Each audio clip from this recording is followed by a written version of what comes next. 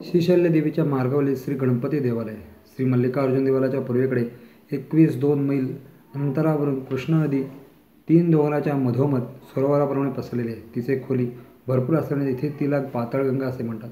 कृष्णा नदी या ठिकाणी गुप्त होऊन पुढे कुठेही ती दिवस दिसत नसल्याने पाताळ लोकातील गेली की काय या भावनेने तिला पाताळगंगा असे म्हणतात. पवित्र अशा शिवरंगाच्या मोहर घराप्रमाणे असलेल्या ठिकाणी स्नान, सद्या, वंदनादी क्रिया मनपूर्वक केल्यास परमेश्वर प्रसन्न होतो असे म्हणतात.